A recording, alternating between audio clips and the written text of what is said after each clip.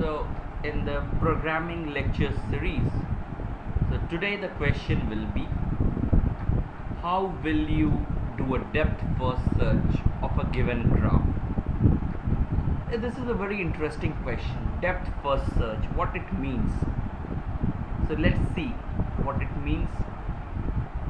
We have here a graph. So you can see the graph here. So we have something like here, this is a graph with A. So it's a kind of, we start with A. So let's say this is the start. Okay, so this is the start, and now I say that okay, I want to do the depth first search of this graph. What it means? It means I start from here, I go and I say that okay, all the childs of this, all the neighbors are from left to right. So I go to this one in the depth first search. So I start from A, then I go to B. Now what should happen is that because I'm traveling in the depth first direction, so now instead of going from A to C, I go from B to D. So this is now I'm going to D. Next what happens? Now I should have gone further, but as D has no child or no other neighbors, so I now return back here. Now at B I have depth first search I have done for the first neighbor. I go to the next neighbor and I do a depth first again F. Now again what happens here is that F has what, it has a neighbor again, and it is this E. So I will now, because E is unexplored, it has not been explored, so I should print E here. And then what happens? Now I should go further to explore the other neighbor of E, which is A. But what happens now? I have already explored A because it was the first node from where I started, so I will not go there. And then what happens? Now it has no neighbor, so I come back here because A is already traversed, explored. E has now no neighbors, so I go back from where I came, F. Now all the neighbors of F has been explored. I go backtrack to B. All the neighbors of B has been explored, so I go back to its calling node, which is A. So at A now what happens? I have just explored B, so now I go to next neighbor C and I write C here. At C now it has a neighbor G, which is unexplored, so I go there to the G. Now it has no neighbor, so I come back here, and as E is already explored, so I have explored all the nodes in the graph and I am done. So we see that our traversal is A, B, D, F, E, C and G. So this is the depth first traversal. So now let's see the code of this depth first traversal. So how to write a pseudocode for this one.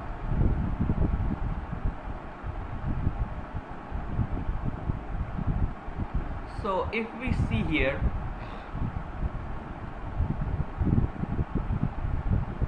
so what happens? We see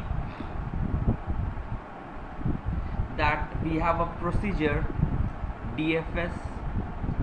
So I have a procedure DFS, which is depth first search, and given a graph G and all its vertices V. So now what happens is, now V is the starting node from where I want to explore, which was A in our case. Label V as explored. So now because I'm starting at V, so I label V as explored. So there will be a label which says have I explored that node. And then for all edges E in the graph G dot incident edges of V. So what this means, this function means that if there is a node and it has certain number of neighbors, so for all those edges which are emanating from the vertex V, so if edge E is unexplored, so if that edge is still unexplored, so I have not gone there to that edge, then W is equal to G dot opposite V comma E.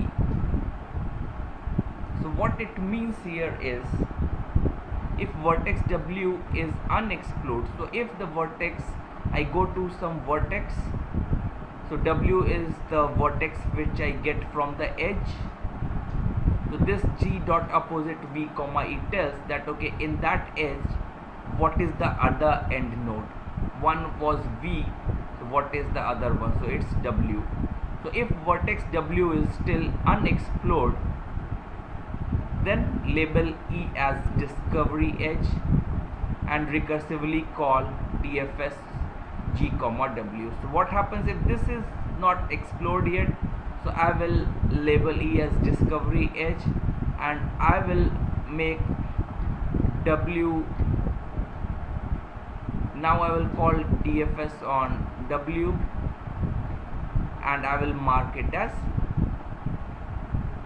labeled also, that it has been explored. So here I should have written that W is now explored. So W is now explored.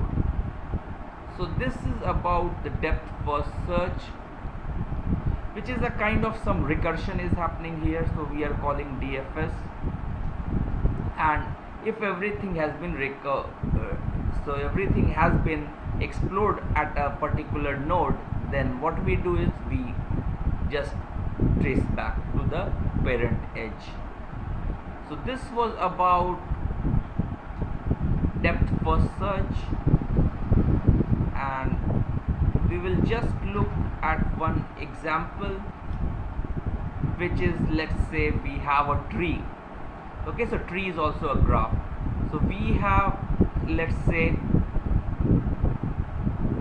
a binary search tree kind of thing, or binary tree.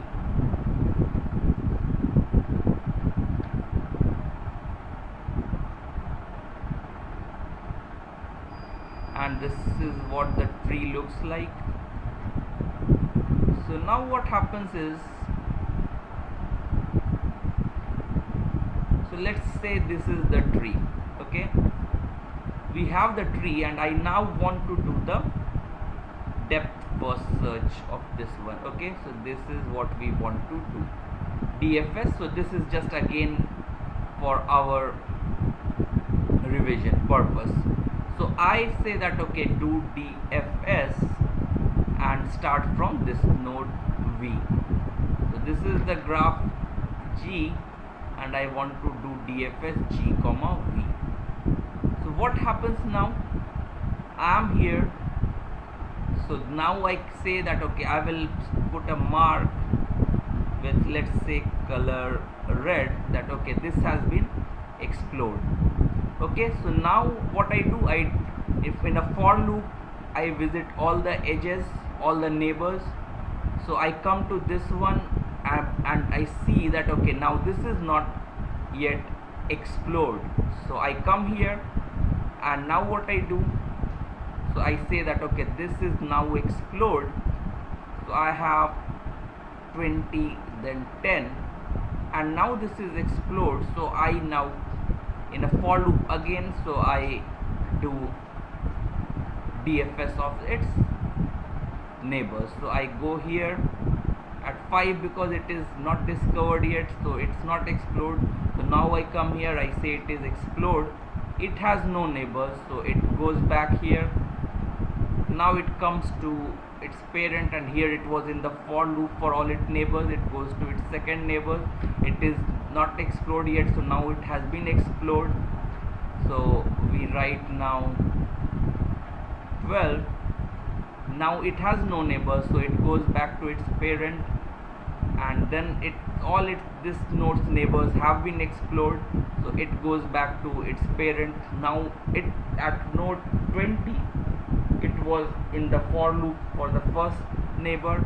Now it goes to the second neighbor. 30 was not explored yet, so it prints now 30 has been explored. Now it goes here, and similarly it is explored here. 25, then it comes to 21, this is explored. Now it has no neighbors, it goes back. 28 is explored, a tick is made. Now it goes back to its parent. This all its neighbors of 25 are explored, so it goes back to its parent. So it's all a kind of recursion happening. So now it goes to its next neighbor, which is 60. It was unexplored, so now it has been explored. I put the flag, yes, it has been discovered. So after 28, what happens? So we have 30, 25, then it goes to 21, 28, and now it goes to 60. So after that it goes to 50 and then 80. So this is how depth first search happens. So here what we see is that it's a kind of a stack. It maintains a stack to put all its neighbors.